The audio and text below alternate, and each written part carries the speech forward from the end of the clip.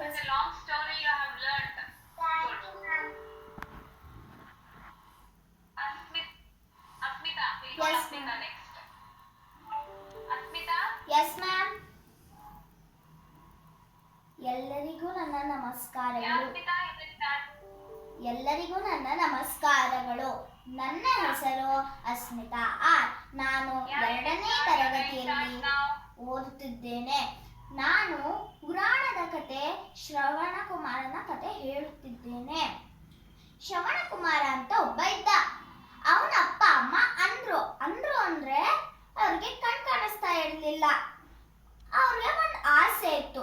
ಏನಂತ ಅಂದ್ರೆ ಅವರು ಇಡೀ ಪುಣ್ಯಕ್ಷೇತ್ರಗಳನ್ನ ದರ್ಶನ ಮಾಡಬೇಕು ಅಂತ. ಅವಾಗ ಶ್ರವಣ ಕುಮಾರ ಒಂದು ಅಡ್ಡೆನ ತಯಾರಿಸ್ದ. ಒಂದು ಕೋಲಿಗೆ 2 ಬುಟ್ಟಿ ಕಟ್ಟಿದ್ದಾರೆ.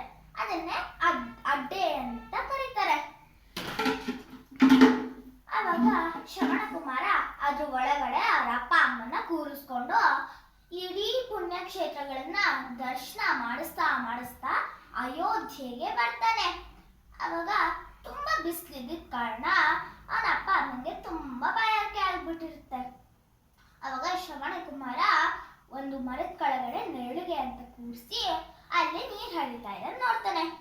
ಅಲ್ಲಿ ಆ ಕೊಡದಲ್ಲಿ ನೀರು ತಗೊಳ್ಳುವಾಗ ಗುಳುಗುಳು ಡುಗುಡುಗು ಅಂತ ಶಬ್ದ ಬರ್ತಿರುತ್ತೆ. ಅಲ್ಲಿ ಅಯೋಧ್ಯೆಯ ರಾಜ ದಶರಥ ಬೇಟೆಯಾಡಕ್ಕಂತ ಬಂದಿರ್ತಾನೆ. ಅವನು ಶಬ್ದವೀದಿ ಅನ್ನೋ ವಿದ್ಯೆಯನ್ನ ಕಲ್ತಿರ್ತಾನೆ. ಶಬ್ದವೀದಿ ಅಂದ್ರೆ ಎಲ್ಲೇ ಇದ್ರು, ಎಷ್ಟೇ ದೂರದಲ್ಲಿದ್ರು, ಯಾವ ದಿಕ್ಕಲ್ಲಿದ್ರು ಎಲ್ಲ ಕೇಳಿಸ್ತಾ ಇತ್ತು. ಅಲ್ಲಿ ಗುರಿ ಇಟ್ಟು ಬಾಣನ್ ಬಿಡ್ತಾ ಇದ್ದ. ಅದು ಯಾವ್ದೋ ಪ್ರಾಣಿ ನೀರು ಕುಡಿತಾ ಇರ್ಬೇಕು ಅಂತ ಅನ್ಕೊಂಡು ಬಾಣ ಪ್ರಯೋಗ ಮಾಡ್ದ. ಅದು ಶ್ರವಣ ಕುಮಾರ ಎದೆಗೆ ಹೋಗಿ ತಾಕುತ್ತೆ. ಶ್ರವಣ ಕುಮಾರ ನೋವಿಂದ ನಳ್ತಾ ಇರ್ತಾನೆ, ಅಮ್ಮ ಅಮ್ಮ ಅಂತ. ಅವಾಗ ದಶರಥ ಓಡ್ ಬಂದು ನೋಡ್ಬಿಟ್ಟು ಹೇಳ್ತಾನೆ, ಇಲ್ಲ, ನನ್ನ ಕೊಲ್ಬೇಕನ್ನೋ ಉದ್ದೇಶ ಇರಲಿಲ್ಲ. ನಾನು ನಿನ್ನ ಕೊಲ್ಬೇಕನ್ನೋ ಉದ್ದೇಶ ಇರಲಿಲ್ಲ. ನಾನಿಲ್ಲಿ ಬೇಟೆಯಾಡಕ್ಕಂತ ಬಂದಿದ್ದೆ. ನೀನು ಕೊಡದಲ್ಲಿ ನೀರು ತುಂಬುವಾಗ ಯಾವುದೋ ಪ್ರಾಣಿ ನೀರು ಕುಡಿತಾ ಇರಬೇಕು ಅಂತ ಅನ್ಕೊಂಡು ನಾನು ಬಾಣ ಪ್ರಯೋಗ ಮಾಡಿದೆ.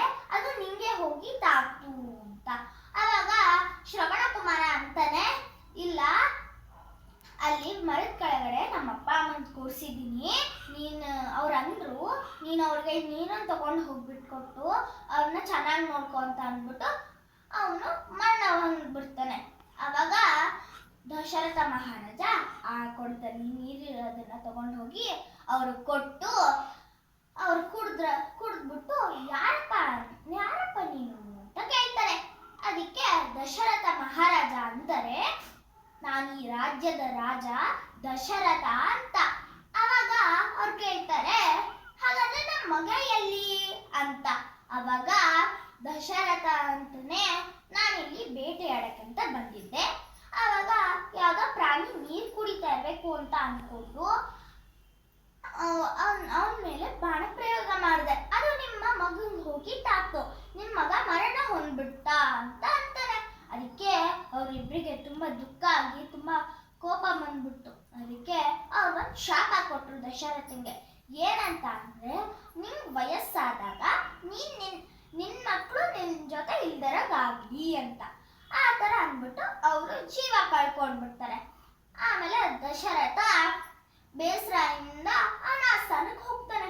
ಇದರಿಂದ ನೀತಿ ಏನಂದ್ರೆ 2 ನೀತಿ ಇದೆ. ಮೊದಲನೇದು, ನಾವು ಶ್ರವಣ ಕುಮಾರನ್ ತರ ನಮ್ಮ ಅಪ್ಪ ಅಮ್ಮನ ಚೆನ್ನಾಗಿ ನೋಡ್ಕೊಳ್ಬೇಕು. 2ನೇದು, ನಾವು ದಶರಥನ್ ತರ ದುಡುಕಿ ನಿರ್ಧಾರ ತಗೊಳ್ಬಾರ್ದು. ಮತ್ತು ಇವಾಗ ಶ್ರವಣ ಕುಮಾರನ ಭಕ್ತಿಗೆ ಮೆಚ್ಚಿ ದೇವರೆಲ್ಲ ಅವನಿಗೆ ಒಂದು ವರ ಕೊಟ್ರು. ಏನಂತಂದ್ರೆ ಒಂದು ನಕ್ಷತ್ರ, ಅದೇ ಶ್ರವಣ ನಕ್ಷತ್ರ. ಧನ್ಯವಾದಗಳು.